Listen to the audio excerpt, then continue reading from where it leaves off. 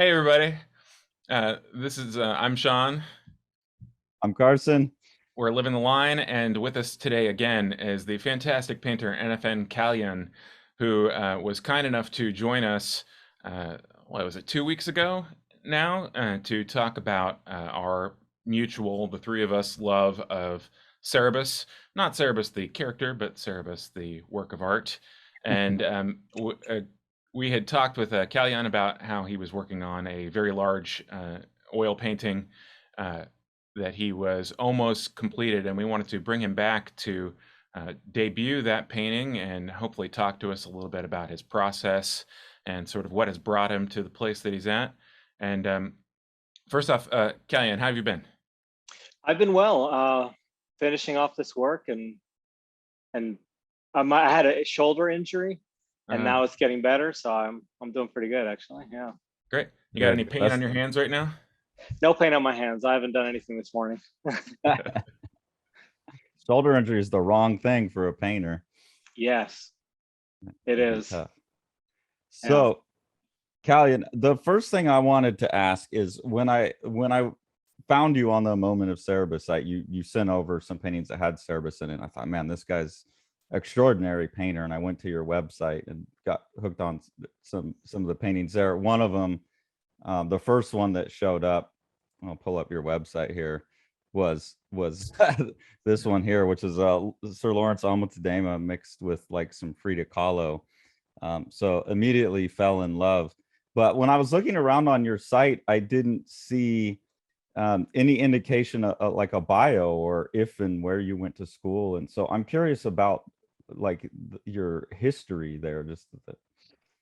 Well, I started really young, like everybody, and then for college, my dad was a mathematician, and he taught at a small liberal arts school, and I could go there for free. I took a year off after high school, thinking I was going to be a comic book artist. I said, I'm going to work on comics. I'm going to get a portfolio together. I'm going to send it to XYZ and get going, because I thought I had the talent. And then it turned out that where I may have the talent, I don't have the disposition to draw comics. Like, I just want to go off in my own universe the minute I start doing anything. I don't want it to be, now he's reaching for the bowl or whatever. I couldn't do that. It had to be like, oh yeah, it just became this nonsense. And I thought, well, I got really frustrated. I was young, so I didn't know, maybe I could even go that route in comics and do like more. But so I just said, I can't do this. I went to school where my dad taught. I never talk about it, because I went to school there 4 years. I had passed all my classes. Then you have to have a senior show. I had done no prep for it at all, with 1 week to go before the show. People have been painting months, right? Or whatever they've been doing for months. I'd done nothing. So then the Monday before the Friday of the opening of the show, I remember I was in the gallery, everybody was setting up, and I just started taping postcards to the wall. And there was like a statue in the hallway outside, which had been there for like 100 years. And I moved that into my gallery. I took a bicycle from outside, I put that in my gallery, and I was just like putting things in the space. I don't know where it was going, but the teacher came in and he said, "What are you doing?" And I said, "Well, I don't know." He said, "This is really interesting. I'm interested to see what you do here." But it turned out that other people weren't so interested in that, because then campus security finds me that night and says, "Why did you move a bicycle? Why'd you steal a bicycle?" I said, "Well, I didn't steal it. I moved it 100 yards. I wasn't riding it." And they didn't like that answer. And then the head of the art department, who I've never had a class with, because they had combined art history and art departments, and I'd never taken her art history classes. She was an art history teacher, came and just melted down on me about moving the statue and this and that. And I told her, "It seems like she said, "What should we do?" I said, "Well, I think you should move the statue back." Like, I don't know. And then she said, she was still mad. I said, "Well, it seems like you're really upset. I think you need to do whatever it takes to make you less upset about this." I wasn't being sarcastic. I was trying to like be helpful, because the lady was like losing her mind. So then it turned out what made her less upset was telling me I couldn't have a senior show, and thus I could not graduate. Oh no. So, yeah. So then I told my dad that. I said, "What should I do?" And he said, "Well, talk to the president of the college, talk to the dean." they had already made up their mind. I don't know why. Like the professors had told him. And so then I went to the professor who had said, this is interesting work. And he said, he basically was towing the line. He was like, well, I was like, dude, like you're screwing me. Like you thought it was interesting. Like there's merit to whatever I was doing in your mind. So you got it. But he didn't support it. So then I told my dad, I just don't want to do whatever they want me to do. So then I ended up not graduating 4 years later, and I wish I had not done this. I went back and finished the senior show. Like I hung stuff on a wall, and they came in and critiqued it. 4 years later, I from Miami, I flew back with my wife and kid to do that bullshit. Yeah, just to get the degree. Just to get the degree, and I wish I hadn't done that. I've never used that degree for anything. But my wife was like, "Well, you should really do it," and I said, "All right," you know. But in retrospect, it's a better story if I never did it, but I did. But I don't talk about them because a lot of people that went there had a bad experience with them, and I had a bad experience, and I felt like I was treated pretty unfairly for no real reason. So I never named them or anything like that. I just let them be. They keep on asking me for money. I wrote a letter back, stop asking me for money. And now that's the end of my, and now my dad has passed away. And so he no longer teaches there. He taught out there up to the day he died. And I know he was really mad at them too for that. And for his own stuff, he didn't think it was losing academic credibility in his mind. So I just let them be. That's my educational story though. Okay. Yeah. It was very surprising to me because your work has so many historical references and you're technically extremely well accomplished in a way that seems like I mean, it's not out of the realm of possibility that someone would develop all those skills and knowledge on their own, but it seems like there's education involved. I don't know if I mentioned this, but my mom is a PhD in philosophy. My dad is a PhD in mathematics, and I was homeschooled growing up. So I had a lot of time to draw, and then they taught me, my uncle was an artist and they knew I was interested in art. I wanted to be an artist from a very young age. So that was always encouraged.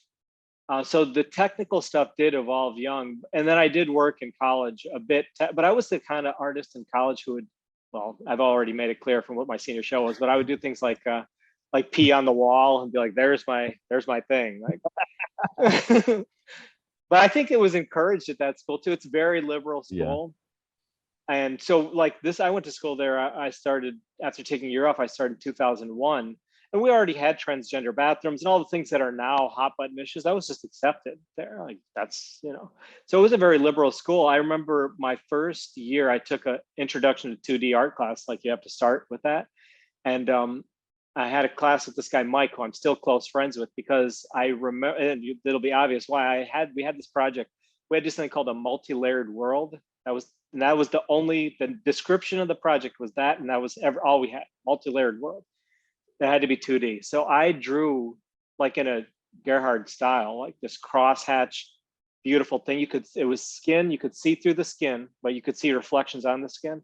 You could see the muscles underneath the skin, but they were also transparent. And then you could see the bone underneath it. I spent like a month drawing that thing, huge.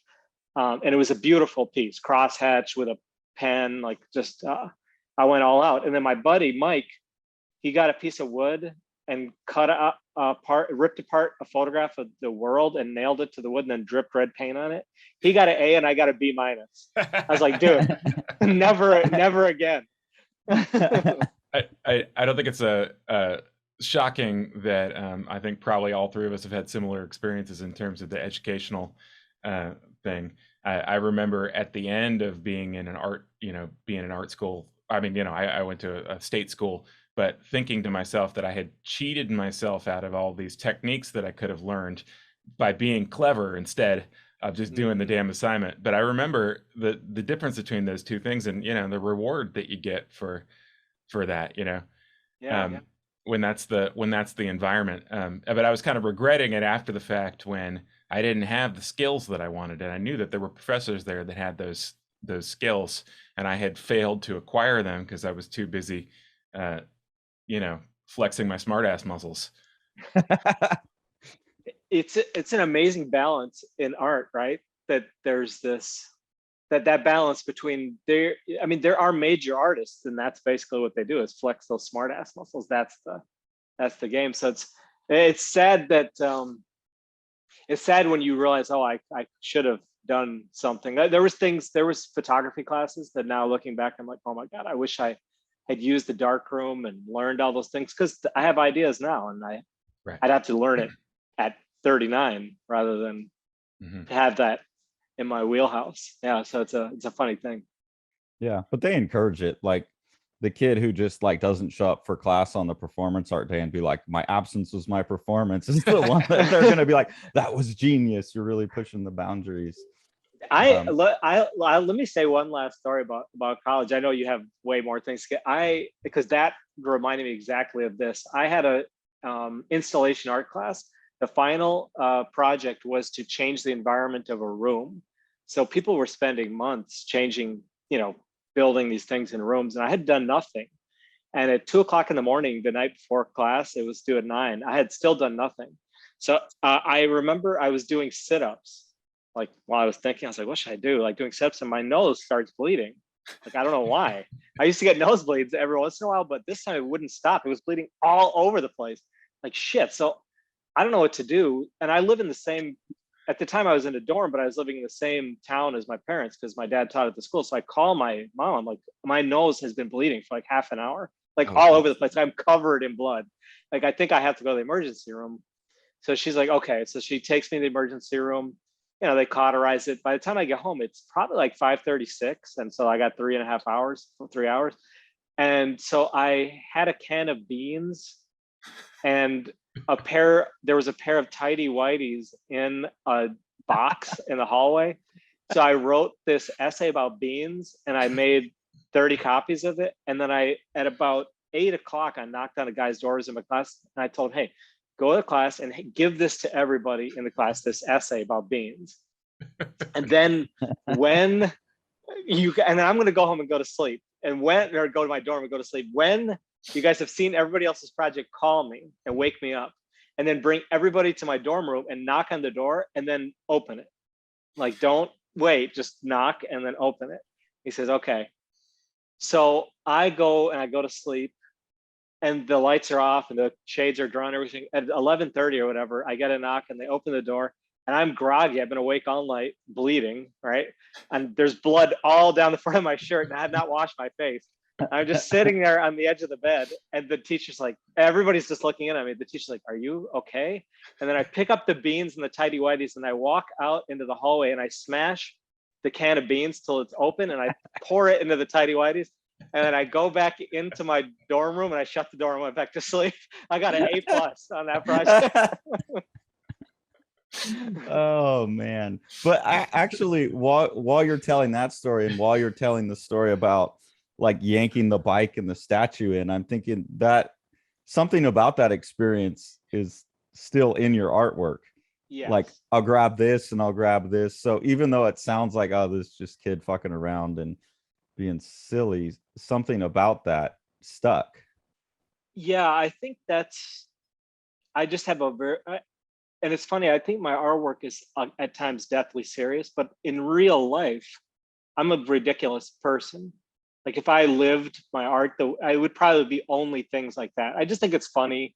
I like goofing around, but that is in my art, that sense of goofing around and playing around with things. But for some reason, my art also becomes very serious at times, which I don't think that's what you would. I don't think anybody who knows me, unless they know me very, very personally, would see that. But it's strange, but it's there. All that is there. That's something I think I'll get back to later. It's something I'm very curious about in your art. But I also wanted to look at just like scrolling through your Instagram page, I'm seeing kind of these phases that I'm curious about. And then there seems to be a real big jump into where you're at now. Mm-hmm. And I wanted to like look at a couple pieces that were like early on and kind of get your idea of what you think your progress was. The first one I saw that looked like a major breakthrough piece to me is this one, this mm-hmm. drawing that you spend. I mean, there's tons of posts about the progress of this and this very intense cross hatching that you're talking about. Mm-hmm. And then this piece, eventually you start painting on it as well. Yeah. Yep. So what was this piece like? What was the intent behind it? Like, how did this change where you were headed? Any kind of comments you have on that? Yeah, that changed my whole life. I think that piece did. Before that, I had been doing sculpture, glass sculptures and things like that. And I didn't want to be the guy that made glass sculptures. I felt like, you know, so I wanted to draw with a ballpoint pen. We've talked about Cerebus and its influence, and I think it's clear when you see that, like, that cross hatching got in my bones. Like, that's how I wanted to do everything. So it's on wood, and I made these 3 wood panels. On some of them you can see 2 of them, and on later ones you see all 3 are stacked up. But I wanted to, so there's 2 in that photo that you see there. The top 2 panels are there. I started at the top and went down. But I wanted to do the whole piece cross hatching initially and make it as complex as possible, like go all out, spend as long as it took. And as I was doing it, I realized that this piece can't be what I need it to be in terms of being a great piece unless I add color. It was an instinctual thing. I don't know why I felt that way about it. And so that was actually the first time I really endeavored to add serious color into a piece. And that's when I realized that I wanted to explore that further, where now you see my pieces are all painted with incredible amounts of color. Of course, I dealt with color before, but not professionally. So that piece, it took me 19 months. It was just an enormous evolution. I evolved as a human being, as an artist, just through that piece. Yeah. That was the other question I had. Is there's so many posts about the, sorry, my computer's being kind of slow, so some of the details I'm trying to get to aren't loading. But there's so many posts of it, and it looks like something that evolves so organically. I thought this must have been a real, like, artistic trial by fire for you almost, or something. It was. And that piece, I learned that I had to plan a bit more beforehand in order to make a living at this. I was already a professional artist, but I had the time to spend on that.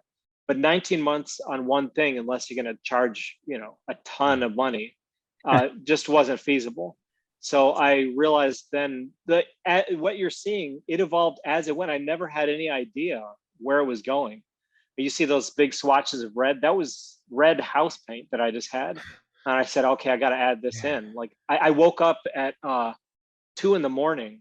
thinking I got to put in this red house paint.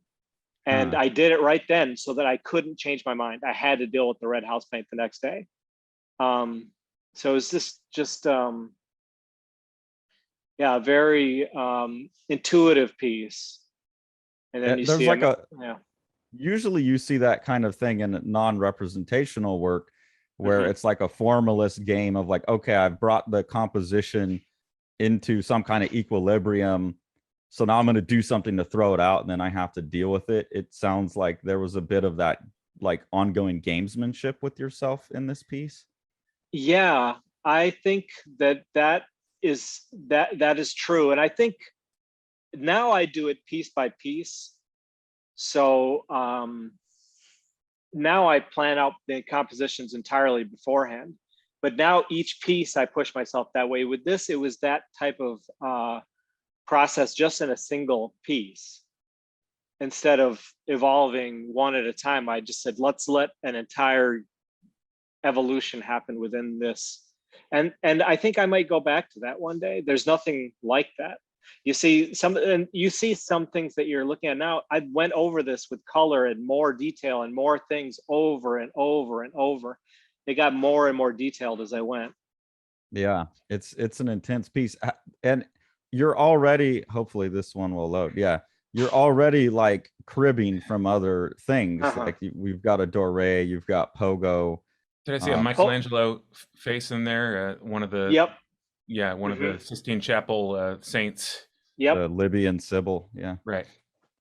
Yep, and we've got and Pogo actually has, if you look, Cerebus ears and a Cerebus nose. Oh, and Yep. that's what I'm saying. Like your work has that, like, let's grab a bicycle, let's grab the statue, let's put it in there, but you've put that into the 2D realm. So I'm wondering, like, is this the piece where that strategy really came together for you, or have you always had that, or do you have an inclination of where you got that tendency from? I don't know where it came from. Like I think I commented this a bit on our last pod, how maybe Dave's him throwing everything into Cerebus, and me at a young age thinking, well, that's acceptable. Wolverine and Cerebus talking or whatever. Maybe it started there, but I can remember in college doing drawings where that's, to me, putting things, juxtaposing things in that way where people already have a connection to the object or to the image was key. I thought, and for example, that writing there is Arabic with gold leaf. And the reason I did it in Arabic is because that's a passage from the Bhagavad Gita, which would have been written in Sanskrit. And I wanted to put it in Arabic to put those two things side by side. So everything I'm doing is kind of a juxtaposition. For me, I don't know, my brain thinks that's the way to do it. There's no real clever thought. Like there's no logical, like, yeah, I'm going to juxtapose everything. Now it's clear to me I'm doing that, but why? I'm not sure. That's just what I do. One of the things that, go ahead, Sean. One of the things that Carson and I have come back to a couple times in our discussions have been the difference between constructive and responsive art. And those are my words. I don't know how useful they are or transparent they are on first blush to somebody else, but the idea that some things you construct and that are planned like a house, where you are setting things up from the front and following out the plan, and other things you react. And it seems to me that what the big breakthrough here, if you could see it through that lens, would be using your constructive abilities to react to previously constructed portions. Yeah, because I think that all of these images, all of these things have such history to them. And you can delve into how deep that history is, or you can just say, oh, I know that. But that knowledge that everybody has is allowing us to, I think we go through the entire world that way with a certain knowing of what everything is. And so then combining those things, that's how I react. You're hitting the nail on the head, I guess is what I'm saying. There's a certain kind of arrogance to the architectural approach to art, to think that you as the creator are going to precisely envision the outcome.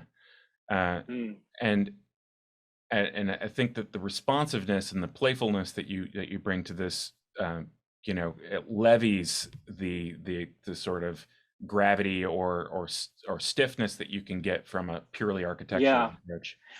I think if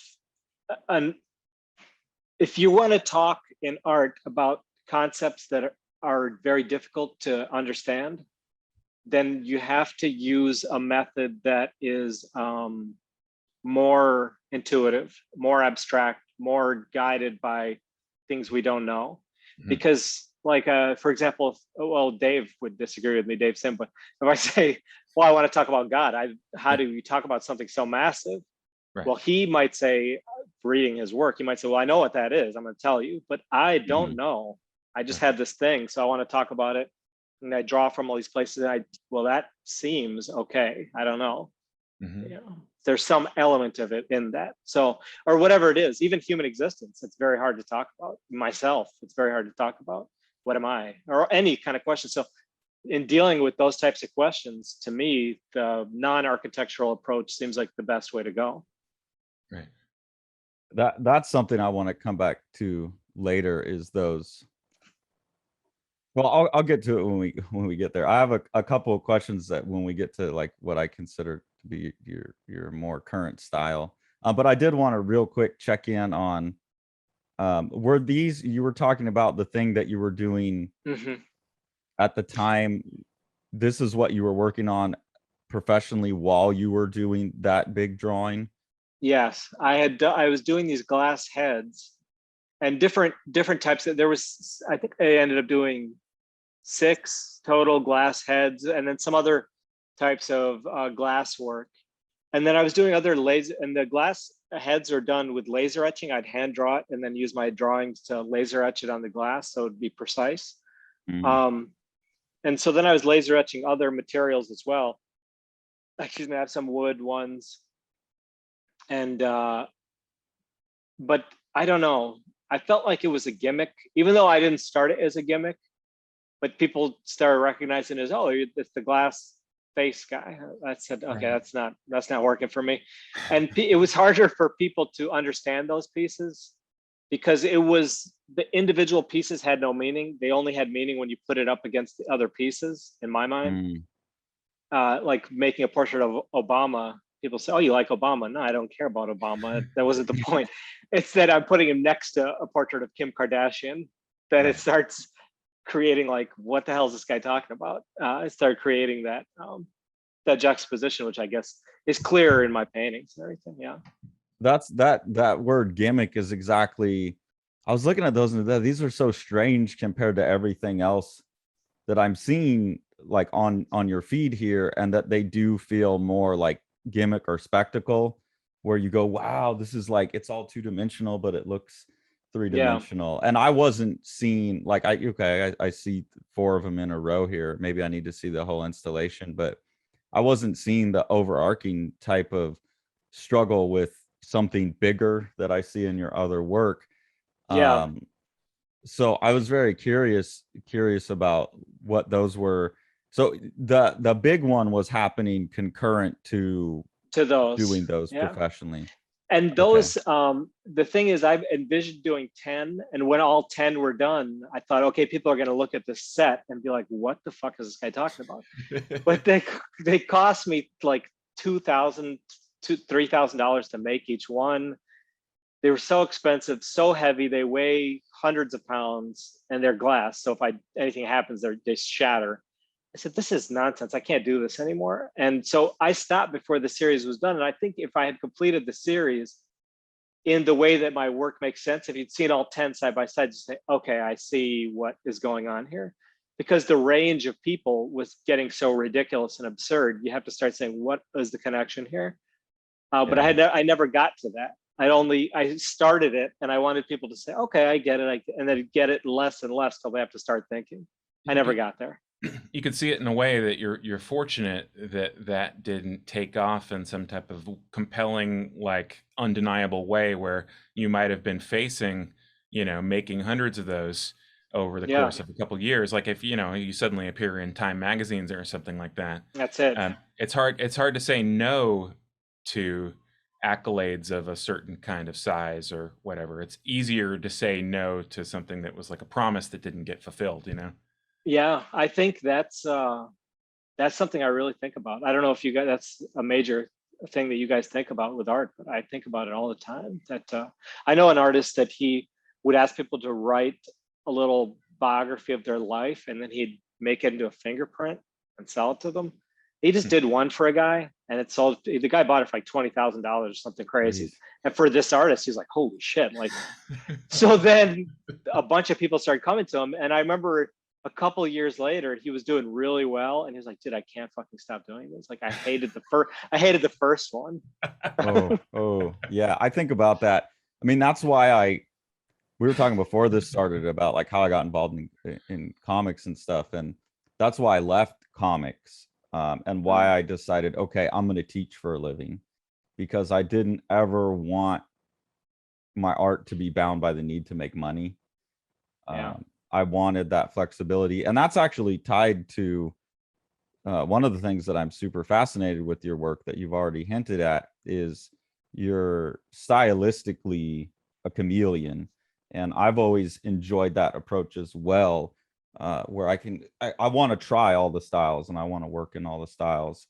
And so I'm curious, like you were talking about people's exposure to these things, that there's like a history embedded in them, and you like that. And I've always thought that style is symbol, in a way. And it seems like you're really accessing that in your work, that people can look at an image or a style, or even combining, like you had a Michelangelo, but it's done in like a spray, here we go, like a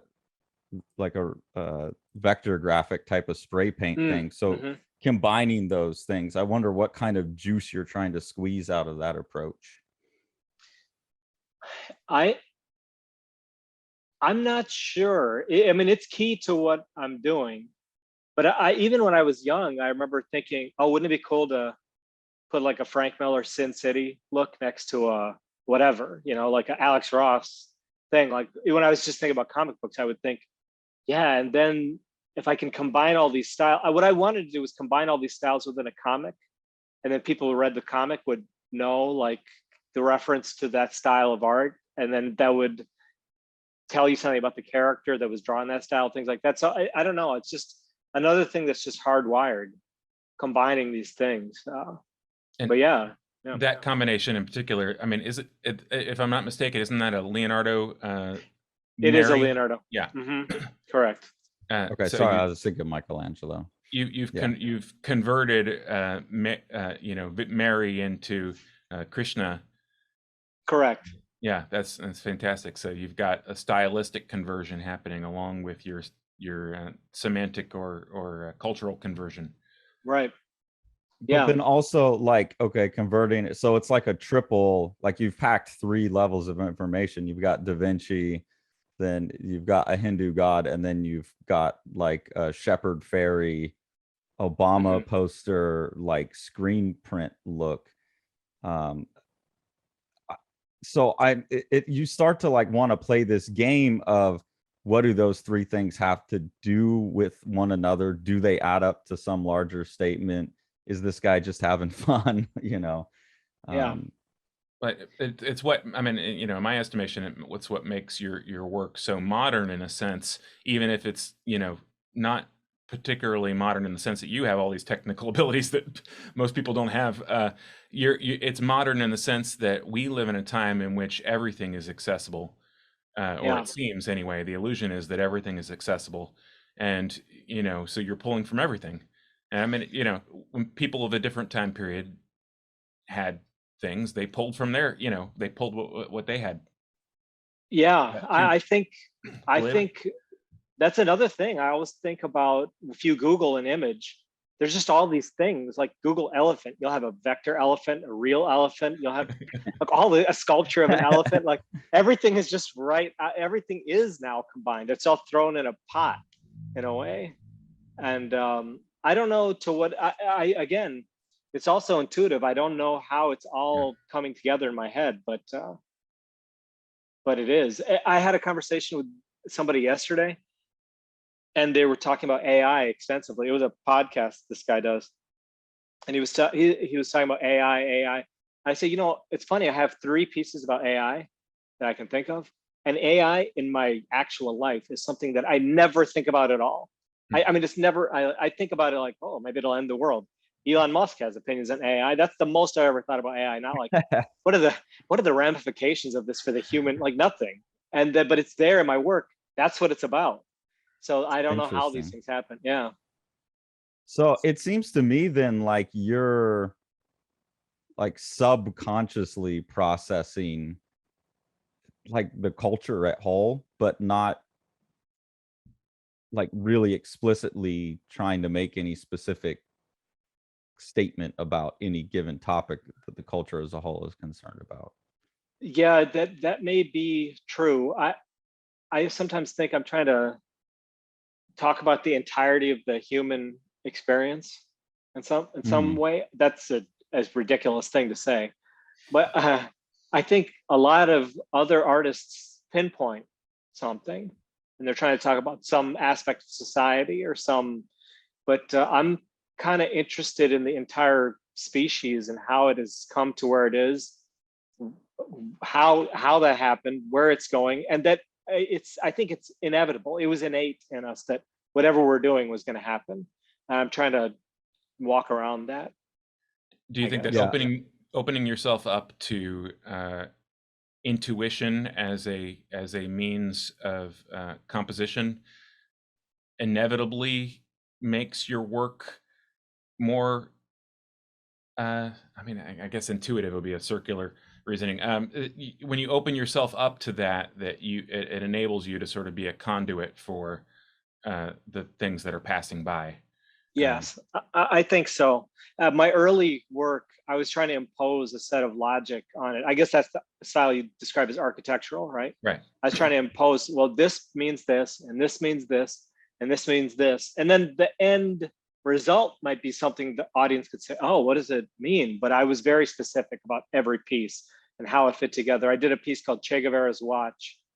It was a glass sculpture one, but the glass sculpture was on top of an exact replica of his coffin. And then the glass sculpture was of a rib cage, and it showed exactly where he was shot. And then on the front of the coffin was a Rolex face with an actual wood gear clock, but with no hands. He had his hands cut off when he was killed. And in the backbone of the rib cage in the glass was made out of all the names of the people that he killed or ordered to death while he was alive that we know of. And so it was centered around death, his death, the death and I had, all these things. I knew what they were. And then what you get out of it can be your own thing, but it was so precise. Yeah. But now the further I move along, the less that exists in my work. Why I did something, I don't know. And I think also if I tell somebody why I did something, which most of the time I don't know, but if I say what it is for me, sometimes that takes away what it is for you. Like you look at it and you know these things. Like in my latest piece that has Where the Wild Things Are, you know that, you read that, you have your own experience with it. If I tell you, it takes away the thing that you already know. So I kind of look at it both ways. Yeah. That's a fantastic juxtaposition right there. Yeah, the Akira. So historically in your art, then I'm looking at at least on the Instagram, this seems to be where you jump like to what you're doing now. And then all of a sudden, like immediately, holy cow, this guy can oil paint his ass off. And then it looks like 2018, you just explode. Yeah. Like, I mean, like producing a ton of big work and super technically accomplished. Did you have all those painting chops in place, or like what happened there in, it looks like 2018? What was that time period like for you? What was, Yeah, it started in late 2017.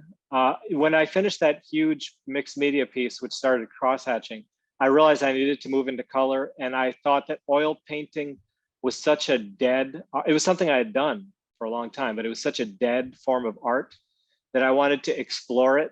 I think a lot of artists now are exploring, just to talk about it, the technical side of things, a lot of fine artists who are shown in major galleries who are doing figurative work, we recognize their work primarily for their style. We say, oh, I know that guy. I know who paints like that. Yeah, that's he paints really cool. And then secondary is some kind of cultural thing. And I wanted to remove myself almost entirely from the painting. You know my work because of the way I put it together. And then all you're left with is, what does it mean? There's no, oh yeah, that style is his style. Like when you look at my paintings, they're super technical, but that's a Bierstadt. It's done the way he paints. Nothing is done in a style where you say, oh, that's how I paint. And that became the point of it. I wanted to remove everything from the painting, including my own content. It's everybody else's content, everybody else's style, and we're left only with what the heck is it about? That was my idea.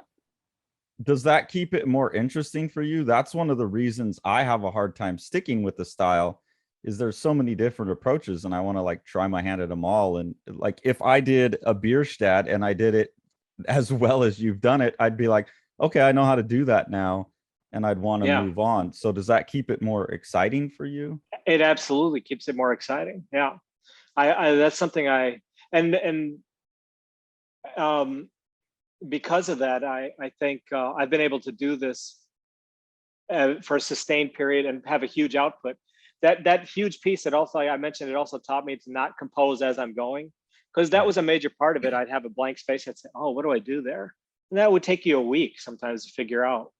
Whereas now I compose everything in Photoshop beforehand, and then I just make it what it was in Photoshop. So that was another question I had is, these are Mhm. now digital collages that you're then actualizing in Paint. Correct. It's a digital collage, and then even the big one with all the cross hatching, I did a lot of that in Photoshop first. But then as I was going, I would change things. But with these, I changed nothing. I do it all in Photoshop, and then I can use that as a reference to paint exactly what I want. And you know, as you're painting, you have to make decisions and everything. But the basic composition, I already know what it is, and it allows me to have a huge output and actually make a living at this, rather than saying, oh, 10 pieces for a show. All right, I think I'll be ready in 2035. Like Yeah. it's I can do 10 pieces in a year now easily. Do you also find, like, given the 19-month experience versus mocking stuff up in Photoshop, I would imagine that working in Photoshop, well, from experience, I know that allows that subconscious process to be super fast, in a way that those accidents like are more undeniable. But I would also imagine, like you said, oh, I just woke up in the middle of the night having to paint red. There's something to be said too for your brain just mulling it over and mulling it over. So what's your experience and the difference between that super fast approach versus the slow approach in terms of like the kinds of decisions that you make and how that manifests in the art? Sometimes even in the Photoshop composition, I'll be stuck on a piece just in Photoshop. I've got other pieces being painted, and maybe other pieces are further along in the Photoshop process. I'm always working on like 6, 7 things at the same time. But sometimes I'll have a piece just sit there for months in Photoshop. And I know that the piece works, but I know that it's not working the way it is right now. So and sometimes I give things up, and then I come back and say, oh yeah, that I love this, and I'll change it, and then that's the piece I'm going to paint. Yeah. So you found a way to get the best of both. Like it's right. I can have those super intuitive, bam, bam, those two things next to each other look great without 8 months having to paint them. Right. That's smart. That's like that piece you just showed with Kanye and Trump. That piece came to me in one instant. I photoshopped it, and it's a small painting. Like that was a week maximum a week. So so that's an example of like the bicycle, I guess, where I try to still have some kind of fun. There's still something spontaneous about it. There's something spontaneous in all my work, but that entire piece was that, I guess. I'm also fascinated by, let's see, like the Akira one. A lot of your references are painterly references, but one of the things I immediately saw when I looked at your work that baffled me, because I was seeing the Cerebus once, this is a good example here with the Hokusai, is when you switch away from a painterly thing to something that has, it looks like line work. When you include the comic book stuff, let's see if I can find an example. Do you find, like, I don't know, when you're cycling through those different painting approaches, is that one more difficult, or are you just able to, you have to, to, like, everything's just color and shape? You have to approach some of those things differently on a technical level, because sometimes I'll just go in with a base color and then start refining details. That's a fair way to do it. But then when it has those comic book outlines and everything, sometimes that particular section, I do have to approach it a little differently.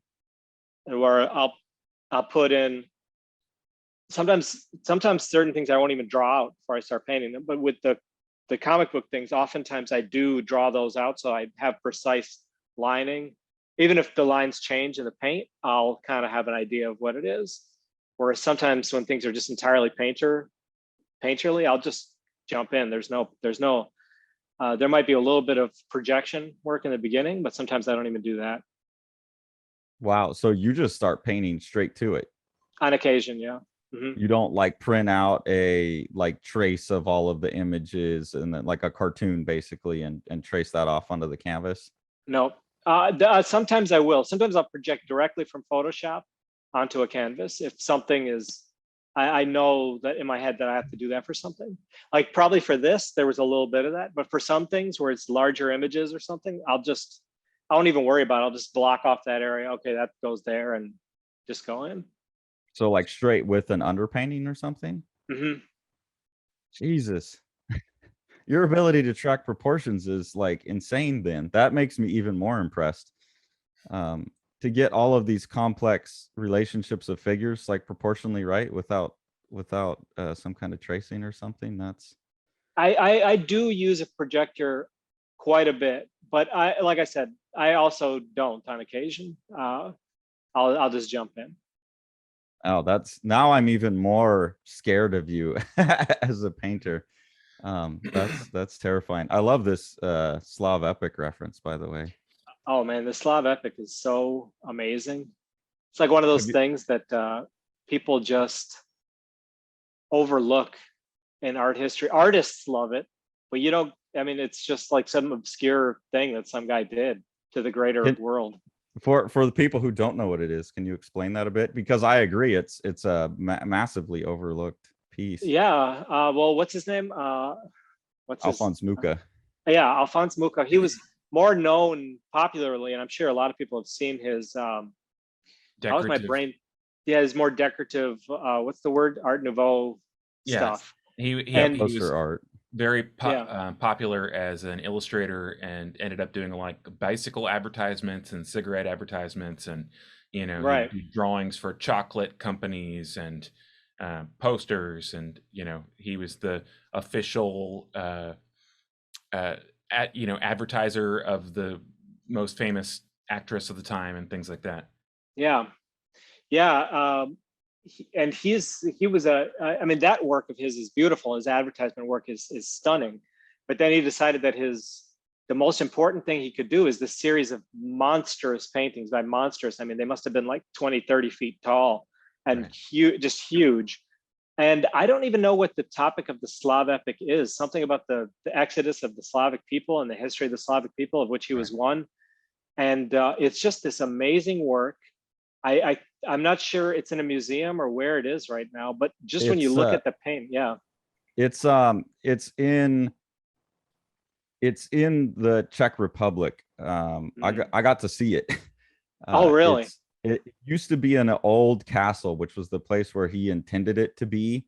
It was an old castle that's like 45, 50 minutes outside of Prague, and that's where I saw it. But the conditions there were terrible for preserving the paintings, and they're huge. They are like 35 feet wide they're huge.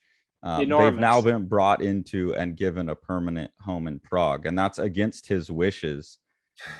But for the work, it's way safer, because the place where I saw it at is like completely not the way that you should be preserving those paintings. So there, if you want to see it, it's in Prague. It used to be like this kind of exodus you would have to make outside of Prague, but now you can go see it. So I was happy to see that in there. This is fantastic. Jean-Léon Jerome with Transformers. These are so good. I love this one too. Oh man. And Kehinde Wiley. And you painted this yourself instead of hiring a bunch of assistants. Yeah, that piece it just made so much sense to me. Like I saw a picture of Kim Jong-un riding a horse, and I said, that's it. That's the first thing that popped into my head. And all those other flowers, I added, all the pink flowers are my own, they're added on there. And that's from a wallpaper that, like, I found a nice wallpaper and I used that as reference to paint my own flowers on top of it. It's unbelievable. Did you get an angry response from this? No, but it's identical proportions of the Wiley. So I'm hoping that one day there's a heist and somebody steals his and puts this into place or something. This is I mean, not that his is a bad painting, but this is significantly better. I like this idea of like improving. Like, that's pretty good, but I can make it better. I hadn't looked at that one close. That's funny. That's Well, this guy John McNaughton paints all these pictures of Trump. Have you seen this guy? Yes, No. absolutely horrible. And he has one, and Trump, I think you don't get to see what's on the canvas. I think it's covered with it's covered with a flag or something. I don't know what. I don't remember. It's a secret plan. A secret plan of Trump's. He's a painter. And so I had his secret plan be me kind of like dead, sleeping, holding flowers. I don't know what the hell I was doing, but I thought it was hilarious to paint me having this ridiculous expression. That's what Trump is painting. Yeah. He's painting me.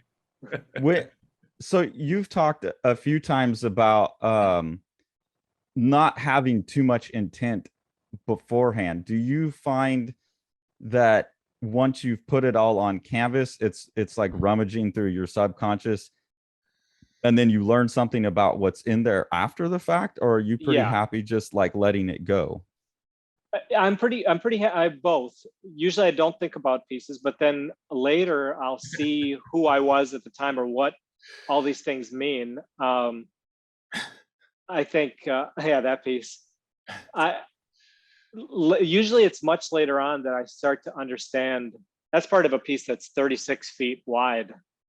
And this is nuts. You got like Jeff Darrow in here. Like you've recreated, this is what boggles my mind. You're recreating Jeff Darrow and you get his line work, the fluidity of his line work, but it's in oil paint, or like a Jim Lee. It looks like inking. It doesn't look like painting. That baffles me. Anyways, I'm curious to hear more about how much self-revelation there is in this process, like a lot, I'd say. A lot, I'd say. Since I started doing it this way, I think there's how do you pronounce his name? I've only seen it written. Dale Keown's Pit. This is a Greg Capullo from Spawn. From Spawn. Bill Watterson. I've learned a lot about myself from doing this stuff. I'm going to be honest with you. I learn more about myself sometimes from my art than I do from my own life. I have this is going to sound strange, but in my art, I have so little certainty. It's just like this intuitive thing.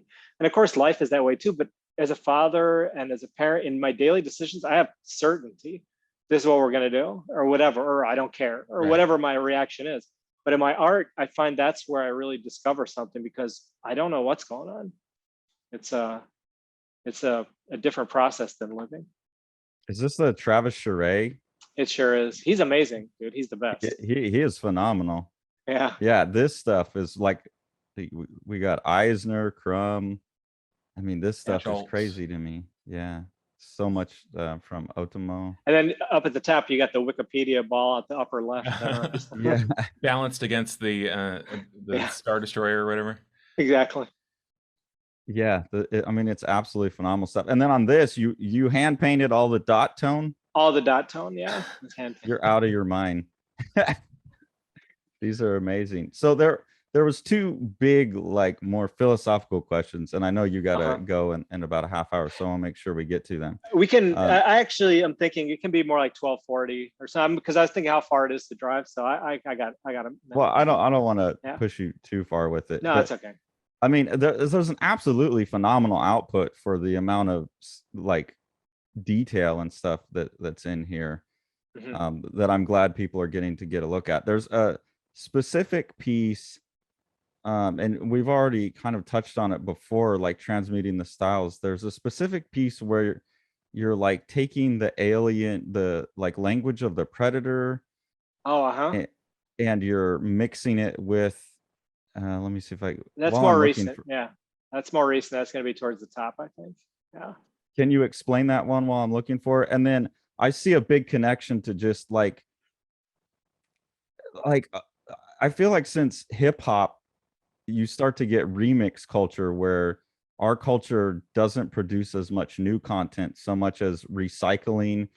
And then like in a piece like that, you're like mashing up content. I'm curious to hear your thoughts on that in general or in relation to your work. I was a drummer when I was young, in middle school, high school. And then in high school, somebody said, there it is, yeah. In high school, somebody asked me, do you want to produce a hip hop album? So then I started sampling and doing that. And so sampling in music, I looked at it the same way as sampling in artwork. I would have specific references. And I think it was funny that two different artists that were so disparate were put together.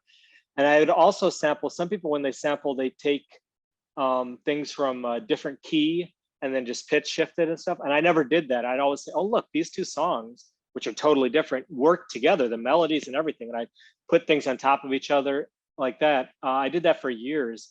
In fact, if you go on Spotify and look for NFN Kalyan, you'll see I found last year 4 tracks on a hard drive. I didn't know what happened to any of the stuff I did. I found 4 tracks with no vocals on a hard drive, and I put it on Spotify just as like a reference piece, like so you can hear what I was doing.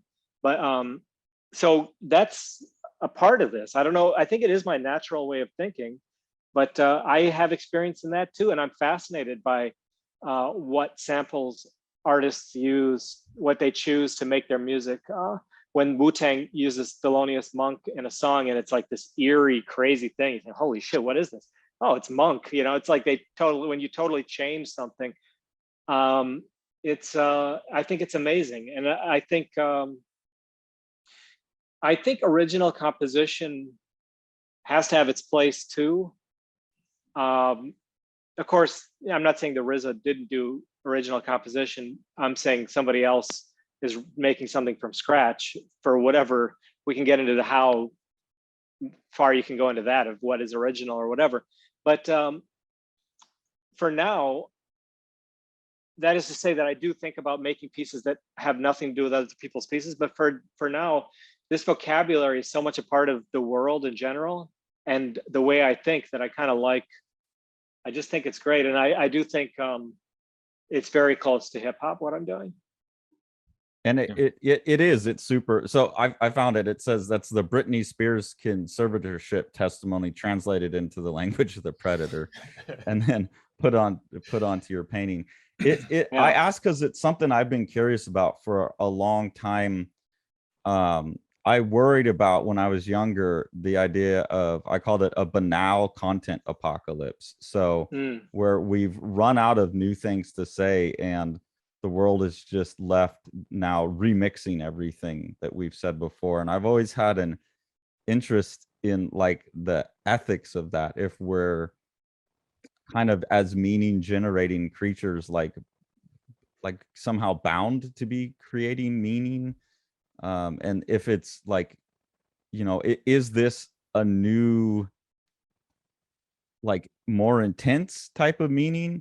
That's kind of at the other big question I wanted to ask about your work, is you have a lot of stuff that references old ways of creating meaning, like mythology and stuff. And those are very classical ways of creating sense of the world. And you seem actually pretty committed to the idea of truth in general, or finding some truth about the human nature. But then your approach is like super postmodern, in that like you're totally destroying meaning. Like you mash things together so much that they almost lose their meaning. And I find that an interesting, like there's like at odds with your overall outlook and your approach, but then it seems to be like you've pushed it so far that postmodern thing's breaking back down in your work, and it starts to become meaningful again. I don't know if that you have a thought about that, but it's something I've struggled with, and I feel a real kinship to that struggle in your work. So I don't know if you have any comments on that. It's hard for me to, I think maybe that's something, I know we're going to talk about this piece, Something Fell. I think as we talk about maybe that piece, it's something that will, if you want me to flip my camera, I can show you. Yeah. Yes. Yes, right. Do. It's right in front of me. Oh my gosh. So let me take you over to this piece first. I have several of my own.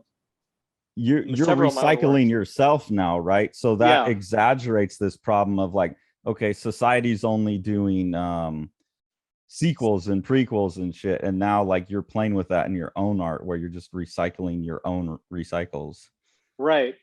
This piece, I wanted to deal with the war of the Mahabharata, and then Krishna taking his universal form. And the universal form of Krishna is something that's always shown the same way. He's got a bunch of heads and a bunch of arms, and that's what everybody sees. But I thought the truth is that Krishna, when you read the passage, he becomes everything. So it's just an interpretation of what that is. So I wanted to use this as the vocabulary of what Krishna is. This thing with all the arms and whatever, it's this. Is using these children's books. And then below it, we see this war, but modernized and still a little abstracted because I got the aliens in here too. So I mean, I'm just talking about this on kind of a technical level. I'm not actually sure how this piece fits together or what this means. In my gut, this felt so right. I thought it started with my thought about this from the book In the Night Kitchen. There's something profound and abstract about that book. I don't know what it's about. Kids love it too. Yeah. They feel it in a deep kind of way. There's something very real. Yeah. Right? Yeah. And then I have all these other, and I put, some indication that this is a Hindu thing in there. You can see on the foreheads and and then the boy is blue. But what it means, I honestly couldn't tell you, but I wanted to take this to another level this is actually another piece of mine too, which you can see elsewhere on my Instagram, but I rotated it. So it's now at this angle. And now we see some of the figures from that painting over there here. And then that painting is on the wall of this church. And then there's other references to other things. For example, we got the Damien Hirst with then SpongeBob and then Ponyo down at the bottom. And then and then to kind of, but then there's a further deconstruction here because I'm referencing my own work and there are the things in the work, looking at the work. And here's Damien Hirst, what's the name of the piece? The Physical Impossibility of Death in the Mind of Someone Living, with a shark in the tank. And then this is David, I don't know how you pronounce his last name, David Cerny, or I think it's pronounced that way, which has got Saddam Hussein in a tank. He actually made the sculpture, and the title of the sculpture is Shark. So there's that further deconstruction here. And then I have the minions in front of it. And actually I have Nemo in the tank with him. But, and then there's this artist, Hernan Bass. I think that's how you say his name. He's a Miami guy. I think he's just slightly older than me. I've never met him, even though he's here in town. But I always think his work, there's something a little bit supernatural about his work, but it's simultaneously, he's able to show something very human and simple. Like I don't mean simple in an artistic way, but simple in terms of the truth of what we are as people. And it's something I always want to work around. So I often think about what it would be like to paint just a guy sitting in a chair. Like there's something profound in that, but how do you paint that? And I think he's able to capture that. So I wanted that kind of, the profundity of the mundane in there, because it's not mundane. Like, what is this? The umbrella has this plastic thing around it. He's able to get something about humanity in there, and I wanted that to be there too. We got whatever that guy's name is. Sebastian, yeah. But you're talking about deconstruction, and that is usually, as a literary criticism and philosophical approach, almost entirely negative or entirely focused on like, well, nothing ever really means anything, and it's kind of a downer view of reality where you undermine meaning in general. But I think I'm doing the opposite, actually. Yeah, and so that's really fascinating to me, that you're using their deconstruction as tools, and you're putting all the because they go like psychological too. Well, every interpretation is just personal and blah blah blah blah. And so they undermine it, but you seem to be wrapping back around to like you're really interested in the universal truth, and you're using their methods against them in a way. I think, I don't know how intentional that is, but Well, I have to talk about that. I don't know any, like, it shocks me how little I know. So when we're talking about like these philosophical movements or these artistic movements, I often don't know what anything about them. So if that's what deconstructionists do, then that's fascinating to me, because that truly is what I'm doing. I'm turning it around, and that's an element of this that I didn't know. When people talk about postmodernism, it's amazing to me. I have some idea what it is, but it's amazing to me how little I'm capable of understanding what that is. It's almost like too abstract of a concept for me. For me, there's some kind of truth, and what does some crazy description of it have to do with the truth? Like, it's just removing things one step further from the truth. Like, there's something real out there. I can't put my finger on it, but let's try to look at that thing.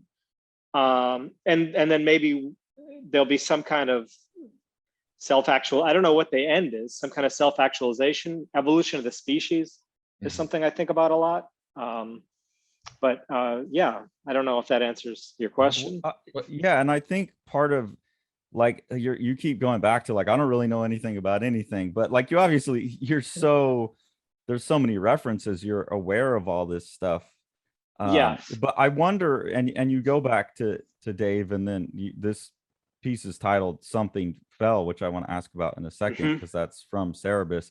Right. But you referenced Dave, and I think he did. And then when we talked about Cerebus, you mentioned that briefly you would see Jordan Peterson, and I think Dave works in the same meta myth realm that Jordan Peterson talks about. And I think that's what is so powerful about your work, is you're like, hey, this kid's book, they read it, there's some truth in there. I have no idea what it was or what it is or why this references truth, but it's like, if you mash enough of the current zeitgeist together, you're squeezing the truth juice out of, like, this has a little bit of truth, this has a little bit of truth.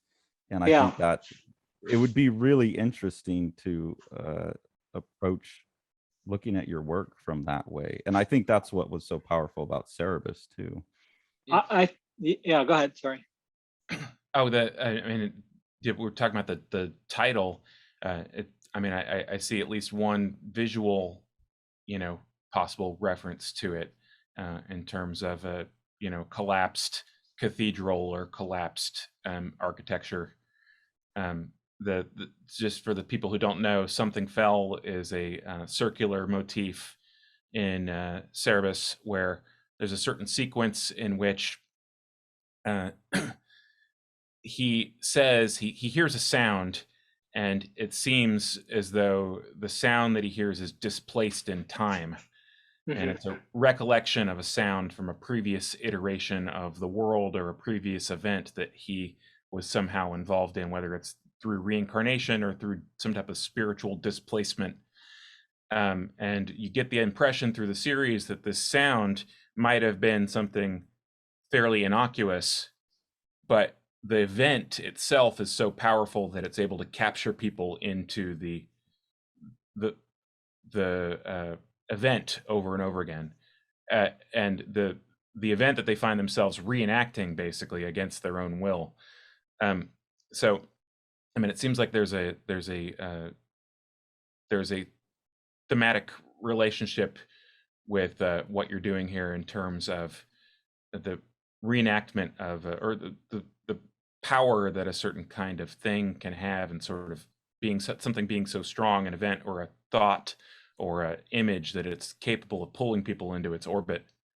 Yeah, and I think the idea of it being an echo or circular also plays heavily into what I'm doing with this piece, because yeah, well, let me start over here. I thought, I have a whole series of 10 paintings with this black and white, and then the gold frame and something inside the gold frame, and it's different subject matter for each one. But my idea with the black and white was that we go to a gallery and we're looking at the work, and then we have a glass of wine and it feels pretty good and we're looking at the work and it's great. But I kind of thought this black and white is the world that we're in. And then that's the piece of work that we're looking at. So I wanted to create a context for the viewer looking at my work. So here we have the viewer looking at the viewer looking at my work. And then I thought, okay, what if there's a further echo of this? And now we have the work living with the work inside the work with the viewer looking at it. and that is a very technical thing. Like by technical, I mean, that's the architecture of it, right? But on the intuitive side of it, when the thing has that type of meaning where we know we're getting at something, or at least I know I'm trying to get to something, then it creates that echo within the piece. So I called it Something Fell because that to me made perfect sense in a way with what I was trying to get at. That just thematically how he constructed that is the same way I'm trying to construct this. I always think of the scene where you see something fell and then you see all these echoes coming back on either side of the page. Do you know what I'm talking about? And that's how I felt about this. I said, okay, that's it. Like it happens again and again. And when it happens, you see it happening all the way in the past. Right. So I don't know. Yeah. There's some kind of echo in this basically.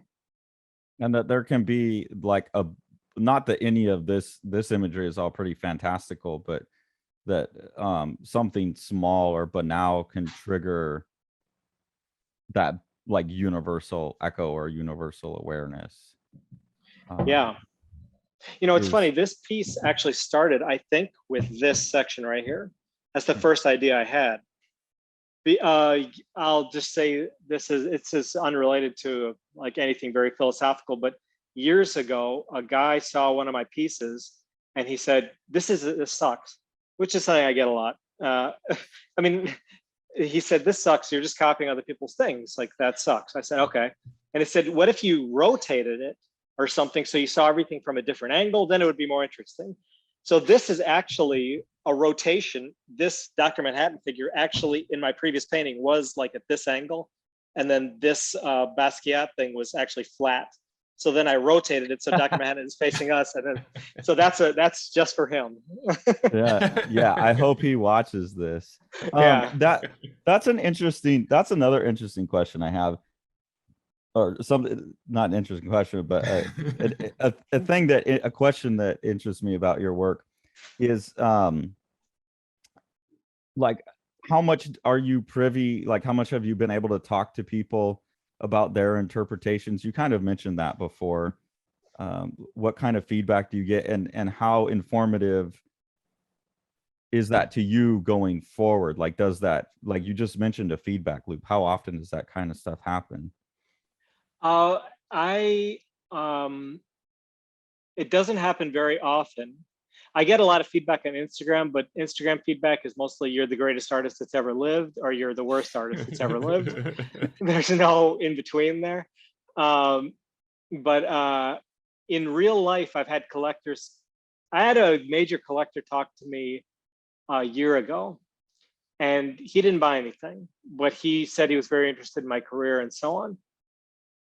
He said that my work was awful. He said, this is terrible. And as he was talking, I realized it's just because he had to have an opinion. And he was looking at it through a lens that didn't describe what my work was dealing with at all. So of course it's awful. Like, yeah, right. Like, of course it's terrible from however he was looking at it. And I think the art world, the fine art world, which is a very specific thing that I'm talking about, right? Like the fine art world is like 2,000 people or whatever it is, you know, right, some museum curators, collectors, artists, galleries. It's not that many people. What I'm doing is a little bit outside the realm of what the way they're thinking about things. Is that why he said it was awful? Like I actually, I had a critic tell me about some of my paintings. He said, if this is your view of how things are, I'm terrified. And I could see, that your work has that too, because it was for kind of the reason I was mentioned earlier, where I think they were smelling in me a push against postmodernism. And I wonder, like, what did he give you a hint about what it was that was awful? I think he didn't understand what I was trying to do.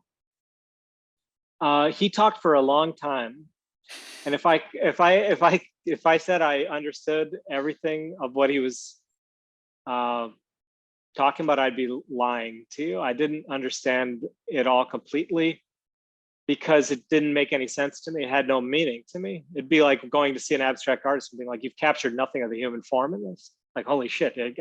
I hope not. It was not objective. Like, what the fuck are you talking about? So there was a lot of that, and then I think there was a lot of like I told him there was a lot of misunderstanding. For example, I told him, well, I think the perspective I take in my work is a very Hindu perspective, which I think is true.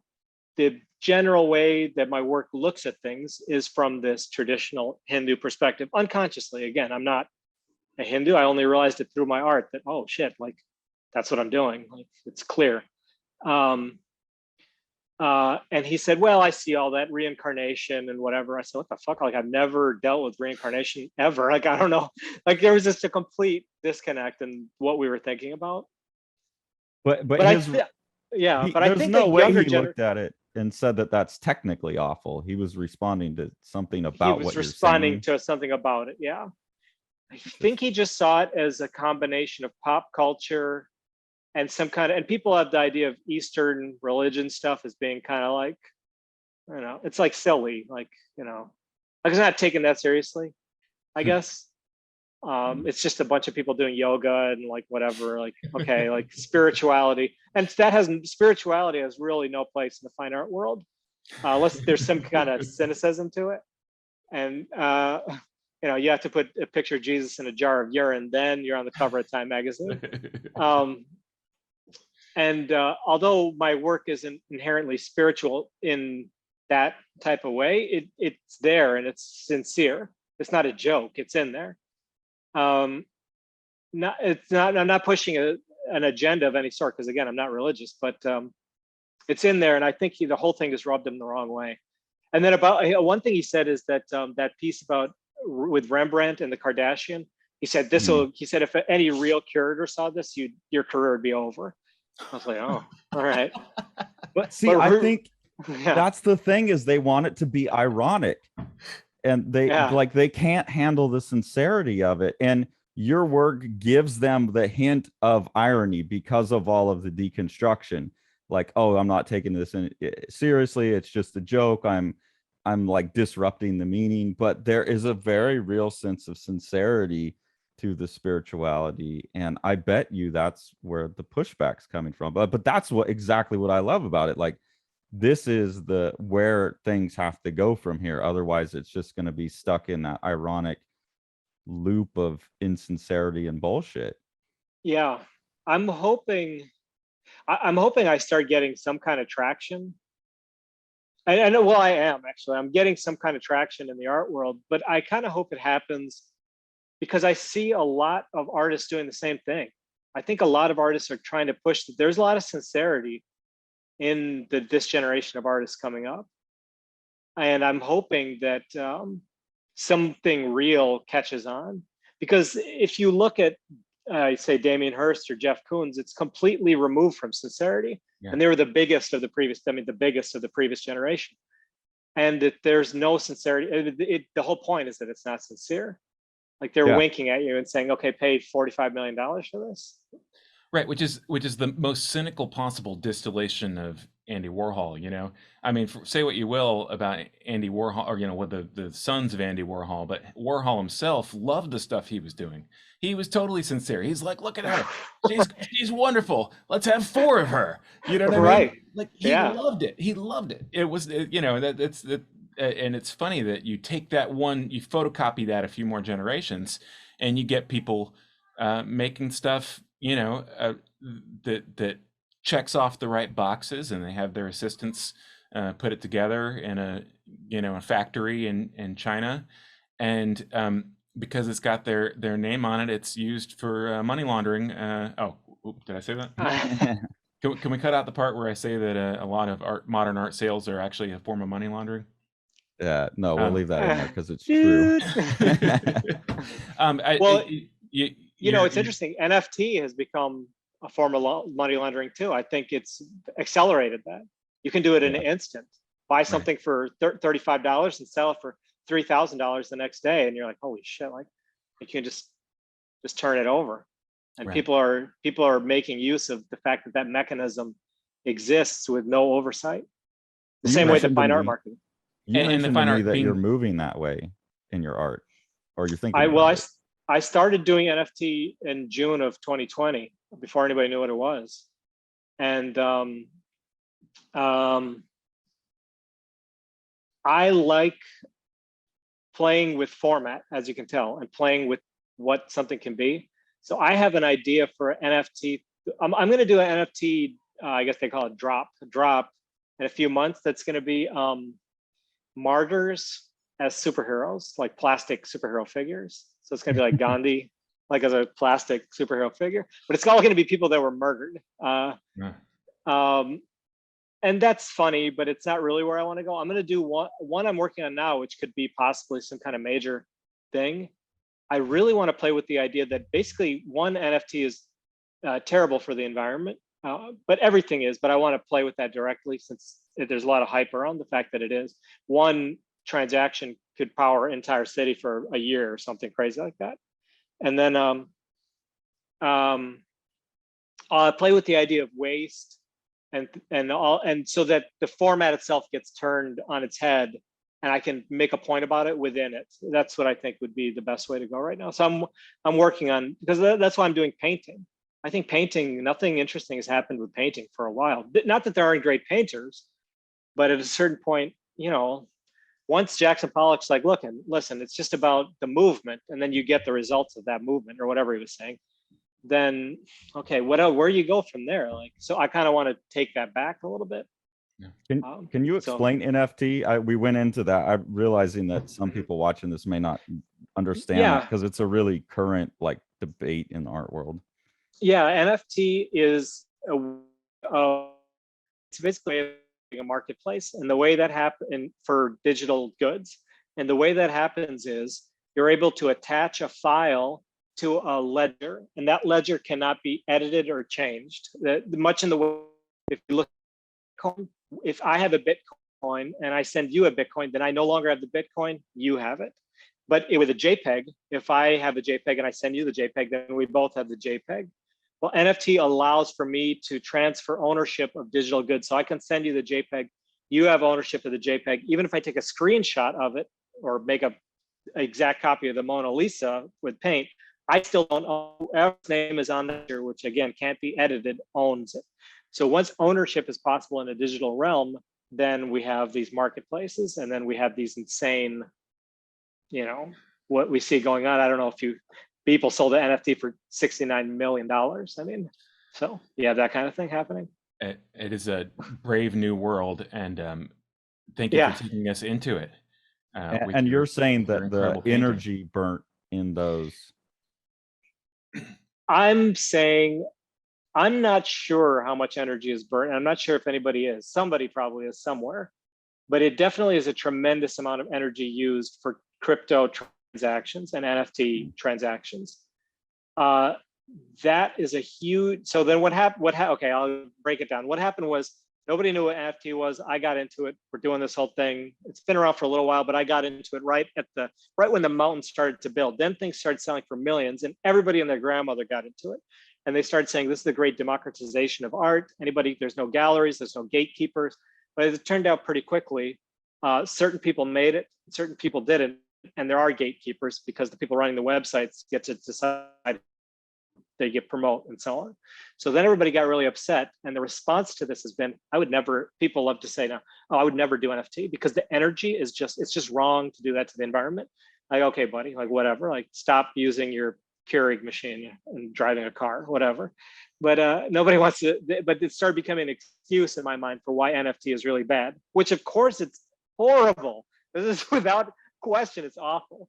But I want to play with the fact that it is awful, that people just pay lip service to that it's awful, and the reality of the human experience within that simultaneously.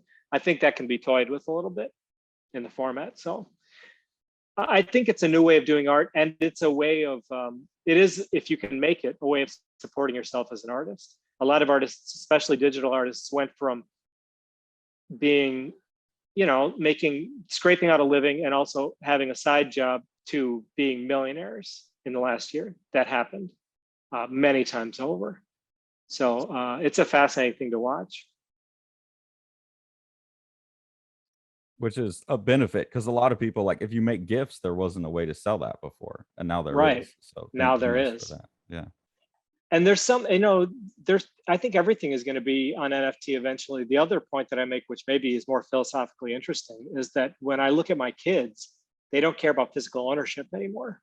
The number of possessions that I used to have in my room as a little kid, I had this toy and that toy, and that's what you wanted as a kid, was possessions. Like, I look at my Frisbee and my basketball and whatever, my little army men, all these different things. And for them, if they buy a new skin for their Roblox character, which is entirely digital, that for them is a possession. So now NFT allows for digital ownership. I think the generation coming up, these paintings, that's great and everything, fine, but the NFT will be the real thing that they want.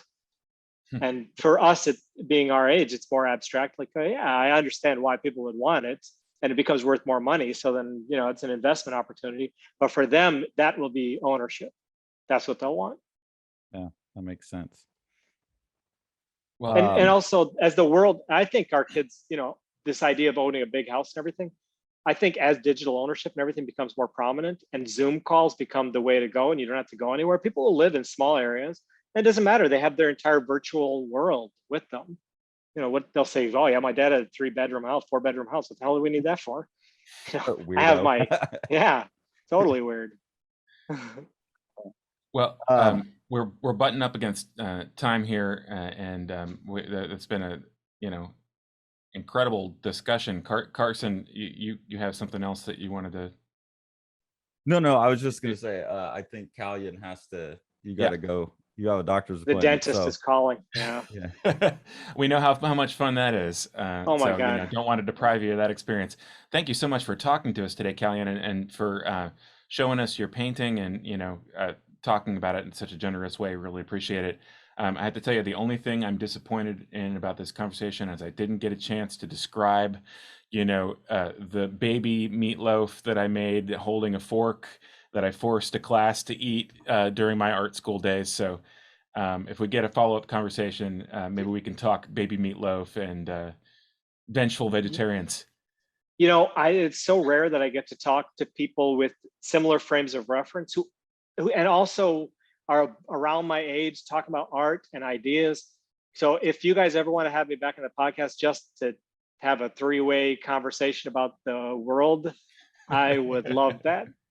Oh, I'm awesome. I'm sold. We'll do that. I'll serve the meatloaf. Okay, I'm in. Digital meatloaf. Digital That's meatloaf. awesome. It's a date. We'll figure it out. All right. Thanks so much. Kalyan. Have a great dentist appointment. Guys, thank you very much again. You guys are awesome. Best of luck to you, okay? Thank you.